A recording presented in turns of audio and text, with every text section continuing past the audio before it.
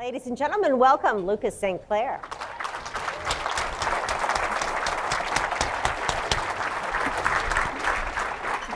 Been a long time since we've done this. It has. Good to see you. Nice to see you. I get the impression from you, you'd much rather be in a canoe on a lake than sitting here in a suit in front of a lot of people. Yeah, this is nice though. Yeah, it's good to be here. Well, good to have you. Thank you for doing this. Absolutely. I have to read something that somebody said about you. Ethan Hipple, a friend of yours, Parks Director for the City of Portland, said, "He's one of the most talkative and inquisitive people I've ever met. People don't always agree with him, but they connect with him in a positive way." I think we all got that impression from Bill's story. How do you do that? I think a lot of it is just curiosity. I have my beliefs and I have the goals that I want to set out to achieve, but I still am very curious about what people are up to. And that curiosity has also influenced the decisions that I make and the kind of strategy that I pursue. So, but curiosity I think has been very helpful for me, certainly. You certainly changed the tone of the conversation around the Katahdin Woods and Waters National Monument when you came in and took that over. Tell us a little bit about Elliottsville Plantation and about the Quimby Foundation. Sure. So Elliottsville Plantation is an operating foundation that was founded a dozen years ago by my mother, and essentially it was put in place to acquire land that ultimately would create the park. And it to this day, it doesn't have a vision statement. It doesn't have a mission statement. And those are things we're working on now. But it was a very clear focus. We were going to create a national monument, and or a national park at the time. That was always the goal. And it's been an interesting evolution from in its early days of land acquisition to becoming more of a political focused and this sort of communications and working on our media strategy.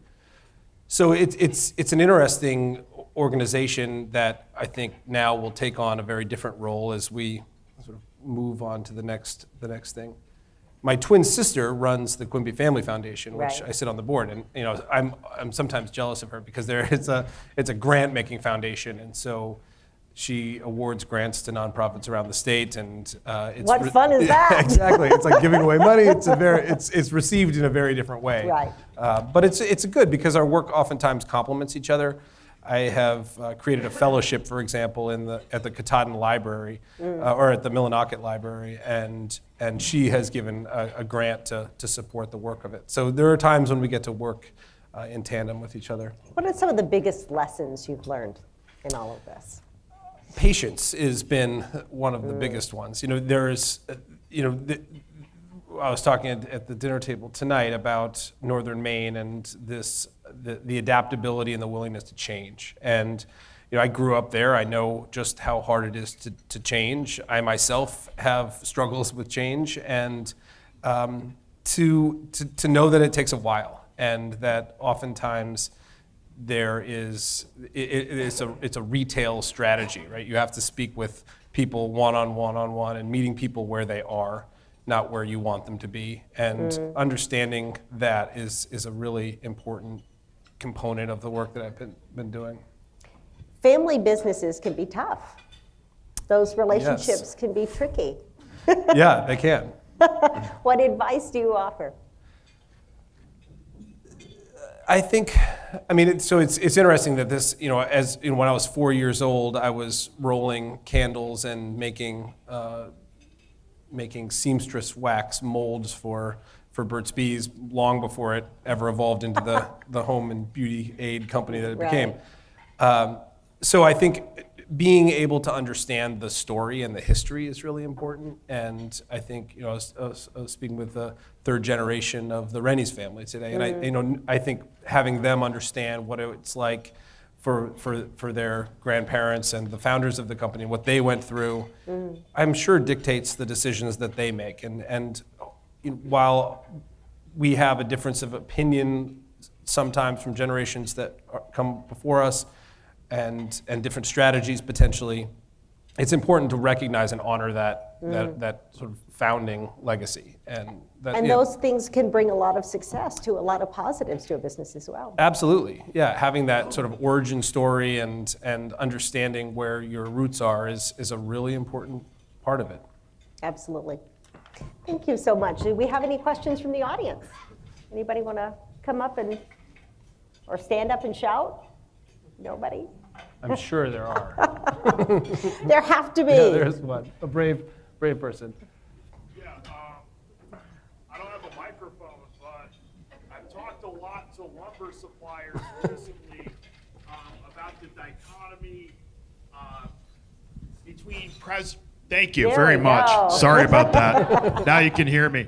I've talked recently as a real estate developer to lumber suppliers and builders about the dichotomy between managed forests and really kind of free and preserved forests. Can you speak a little bit to that and what your opinions are on it? Sure. I think Maine is a very unique place because we have this 15 million acre forest, intact forest, and there are a lot of opportunities based on that natural resource. And I think what is most important is to have diversity. Places like Baxter State Park, which are set aside essentially as a wilderness area, the critters and the landscape and the habitat are prioritized over everything else. People get access to it to in some places hunt, and some places just hike, but essentially humans leave very little. Places like national parks and national monuments, where it is more the people themselves are what's considered most, and then the working forest. And it was really interesting to see the company that was a finalist tonight that started out making toothpicks and now they're making medical supplies. And that epitomizes the importance of staying flexible and the diversification of using the natural resources in Maine. There are a lot of things that we can make out of trees, from violins to rocket fuel, and we have to be open to this emerging marketplace. And while we've struggled in some places with the pulp and paper industry, and competing on a global commodities market has been challenging, and it doesn't take much to, you look at a map and look where Maine is. We're not in the midst of a transportation network, and while we did make wonderful paper and it built a lot of really powerful and strong communities in Maine, that's not going to be our future. So being able to evolve to a new landscape and new outputs for our fiber supply is a really important thing. But also, outdoor recreation is a $5 billion industry in Maine. So we shouldn't turn our backs on that either. And we should be open to as many different economic potentials with the natural resources in interior Maine as we can. Anybody else? No? So first of all, I want to applaud you for doing everything you can to preserve this amazing resource. My question is, why the federal government, why not the state? The most simple answer to that is the equity, the brand of national parks. And there are 36 state parks in the state of Maine. I think most people are hard-pressed to name 5 of them. Outside of the state of Maine, it becomes even more challenging. We have 20 million annually from Europe alone that come and visit our national parks. Reed State Park, for example, is one of my favorite places to go in the summertime on the coast of Maine. But there's a reason why Reed State Park gets about 70,000 visitors, while it's closer to the metropolitan areas to the south, and Acadia National Park gets 3.2 million. There's equity in that brand, and all of you business owners know how important brand equity is. So there are challenges both with state management and federal management, but for us and for my mother in particular, it really comes down to the brand management, and the National Park Service and the national parks in our country have one of the most powerful brands that exists. So that's part of it. The other part of it is from a budgetary standpoint. The state parks are underfunded, and states states across the country oftentimes have struggles paying for the management of their state parks. And 6 years ago, the California state parks were closed because they didn't have a budget, and that's in a state as wealthy and populated as California. So we wanted to ensure that the management and the resource was going to be taken care of the best that it could, and that the most people would be drawn to come and visit and ultimately stay, potentially populate, spend their money in the region, and begin to revitalize the population and the economic base in a place that really needs it. Thank you so much. Anybody else? Oh, Lucas? sorry, we're having trouble I have seeing. a question. Oh, great. Lucas, I followed your story from Southern Maine. You're pretty remote from where your work is focused, but I just want to thank you for your passion and perseverance and trying to establish something that's going to benefit, Maine in the future and our children. And I just, you may not hear it enough, but I just want to say thank you. That's Thank it. you. I'll put on my news hat for a moment here. I know the Please. designation of the Katahdin Woods and Waters National Monument is under review by the Department of the Interior. Any updates on how that's going? Have they contacted you? Has Governor LePage visited? Yeah, those are all good questions.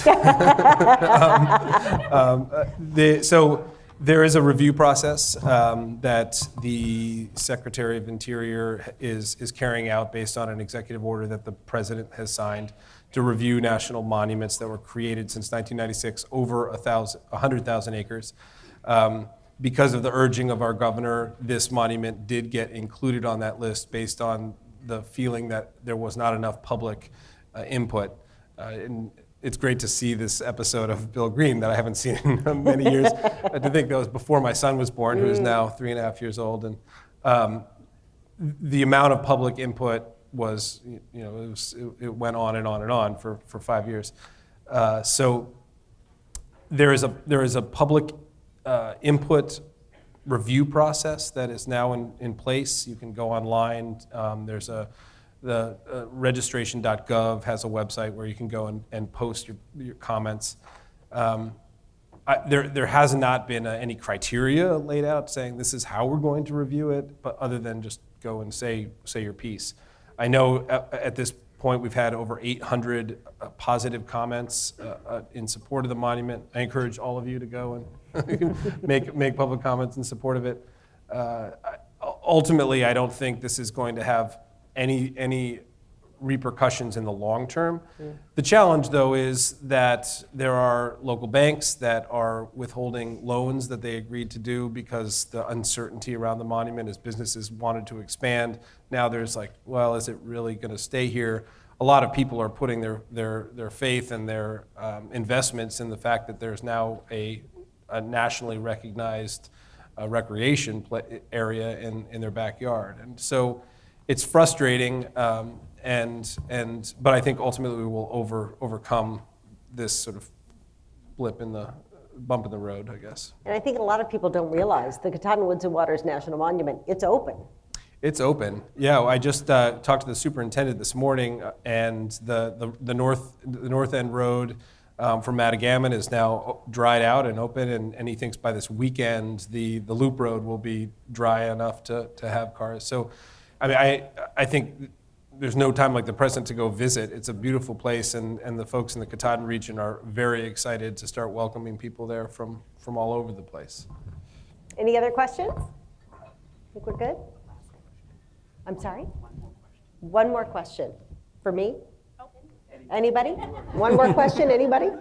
I've got one if nobody does, but. Is it on? Oh, somebody's raising their hand. Oh, yeah, a bunch of people are now.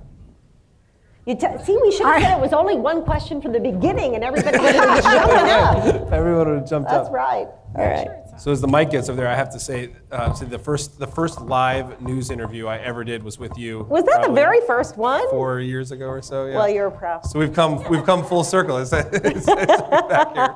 here. While the mic's getting over there, I'll ask one more. Your mom Yeah. was a very successful businesswoman. I mean, Burt's Bees was a huge, and is a huge company. What did you learn about success from her? the persistence and willingness to recognize failure and move on beyond it. I think many people in this room know what Burt's Bees lip balm is, but I bet most people in this room have never tried a Burt's Bees fruitcake, for example. I have not. Or Burt's Bees makes fruitcake. It did, and it also made. Anybody had it? Yeah, has anyone had it in this crowd? I don't think Anybody like fruitcake? No, I'm kidding. Right.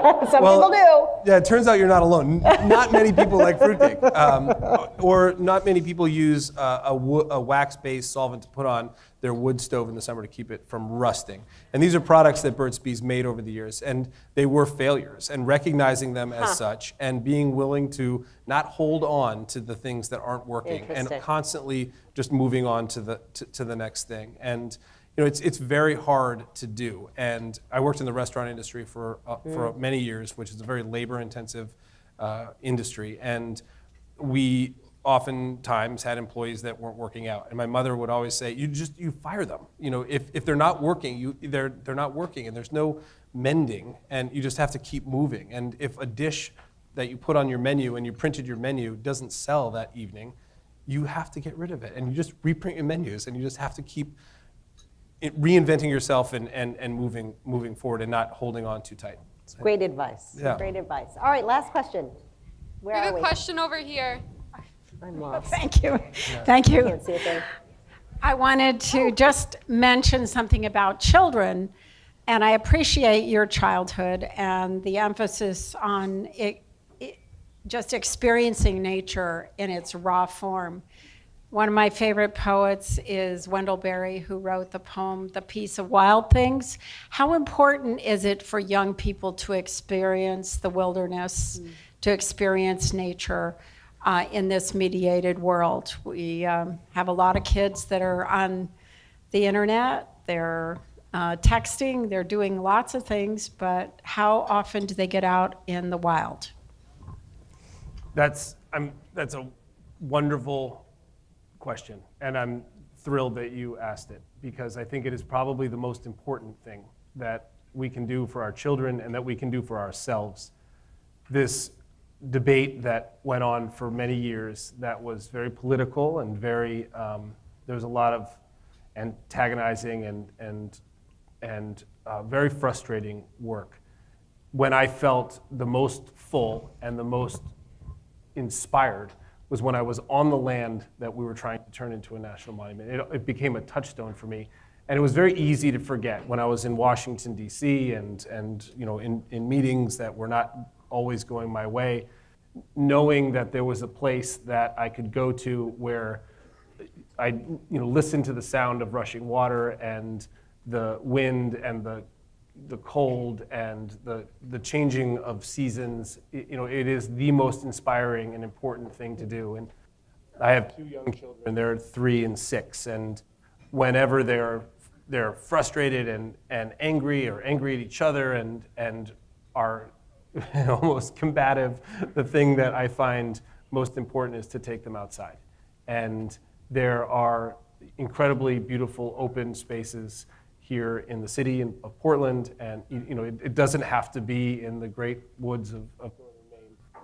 But I feel like that is the most important thing that we can do for ourselves, and the most important thing that we can do for our children, and in our work, making sure that those outdoor places are protected and enhanced so they're available. It's very important. Lucas St. Clair, everybody. Thank you. Thank you so much. Thanks for coming on and appreciate it. sharing. Yeah, It was absolutely. awesome.